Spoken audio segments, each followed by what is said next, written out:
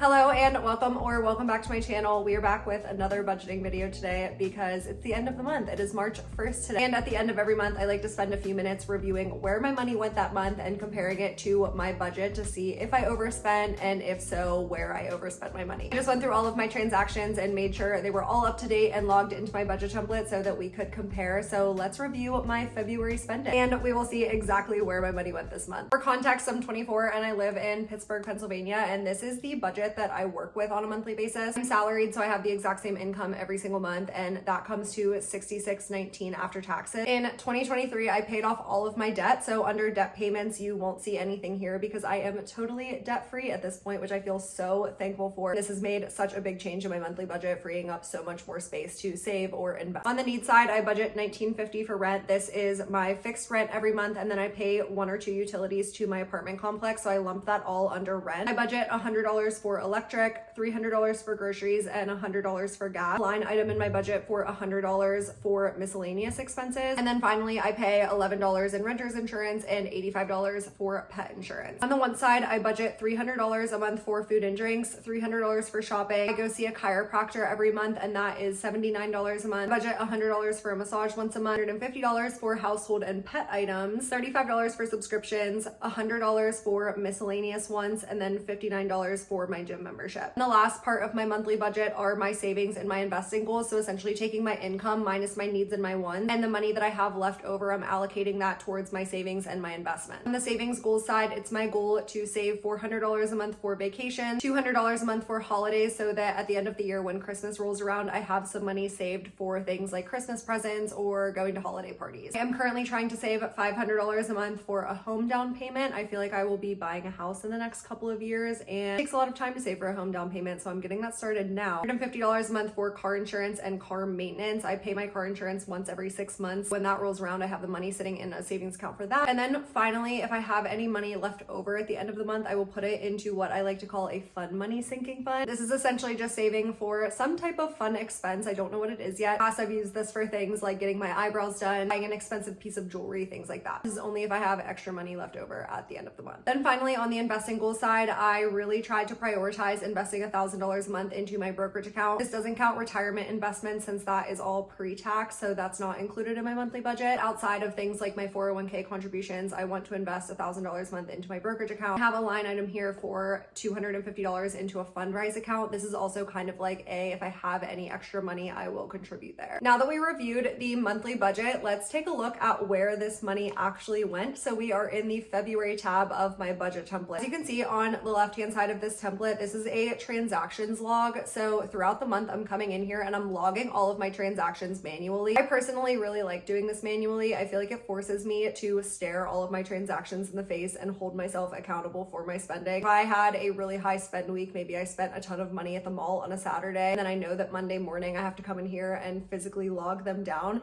It just makes me think about my spending a little bit more. I've been manually tracking my spending for over 2 years now, and I think it's made the biggest difference in my ability to save, invest, stick to my budget, things like that. Here you can see the needs summary and the wants summary. This is going to compare what I budgeted for all of my needs and wants categories and then what I actually spent for all of my needs and my wants category. It does the same for the income and for the debt payment summaries, but like I said, my income is always the same every single month, so I never really need to change that. I don't have any debt, so I don't have to put anything into that category. Looking at the needs side first, so for my rent, like I said, I budget $19.50, but the actual that I paid to my apartment complex this month was $19.19. My electric was $93, so right around budget there. And then for groceries, I budget $300 a month, but I actually spent $385. Gas, I spent $79. I almost never hit or go over my $100 a month gas budget. I really just don't drive that often, so I'll fill up my tank once or twice a month. Didn't have any miscellaneous expenses on the need side this month, and my insurance, like my renter's insurance and my pet insurance, are always the same. On the want side, this is where I definitely went over budget. The cash flow summary at the top,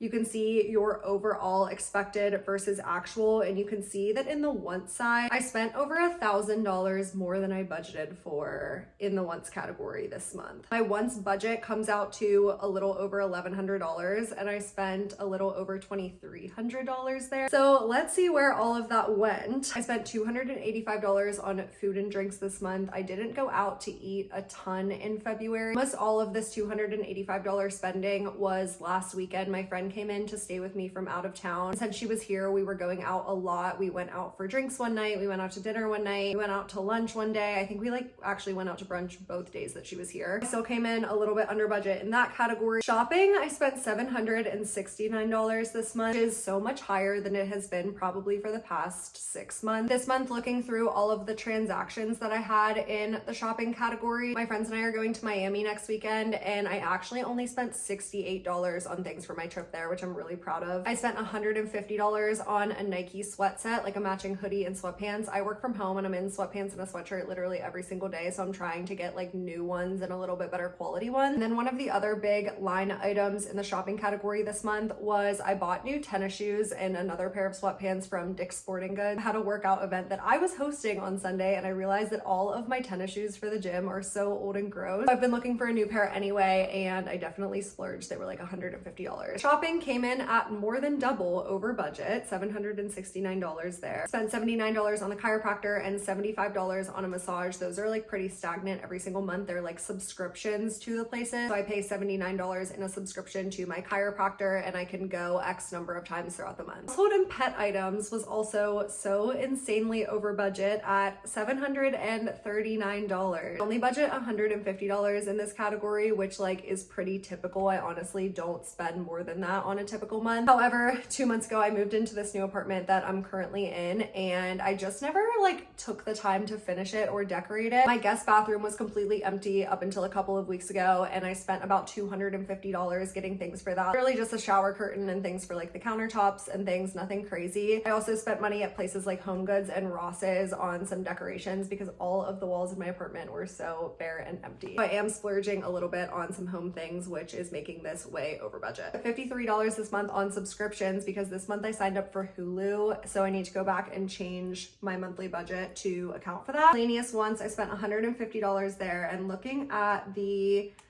transactions, I spent $25 at Michael's, $10 on parking, $10 at Amazon. I ordered more pre-workout for the gym, so just like some actual random things. And for fitness, like I said, my gym membership is $59 a month. However, this month I signed up for a new workout studio, so there were some upfront fees that I had to pay for that, like the initial sign-up fee. And the studio requires like a special yoga mat and special accessories to like go with the workout classes, so I spent $177 on fitness this month. So if we look at the cash flow summary for the month of February, my income was just as expected because I am salaried. On the needs side, I came in a little bit under budget. I budget $26.46 and I spent $25.72. On the want side, like I said, I spent about $1,200 over budget this month, so not my best work. On the investment side, I did log a $1,000 investment this month because I did transfer the $1,000 into my brokerage account and invested that money. I have not gone in and transferred any of my money into my sinking funds for my savings goals yet. But looking at the amount of money that I have left over, I have $720 left over. So I will go in and I will allocate that to some of my savings goals. Looking at my savings goals, I will probably allocate that money towards my car insurance and my holiday fund first. And the remainder of the money will go towards my home down payment savings. So I won't hit that $500 this month, but I will come kind of close. I hope you enjoyed this quick little video breaking down where my money went in the month of February and comparing that to my budget to see where I inevitably went way over budget this month. Budgeting and tracking my spending has become such a crucial part of my money routine on a monthly basis over the past couple of years. Without manually tracking my spending, I really don't think that I would be as mindful about where my money is going. I wouldn't be holding myself accountable for my purchases, and I would probably be spending a lot more money. If you want to start budgeting and tracking your spending like I did in this video, budget template is available for download. I will put that in the description of this video. And if you enjoyed this video, please consider liking and subscribing, and let me know in the comments what else you want to see on my YouTube channel this year.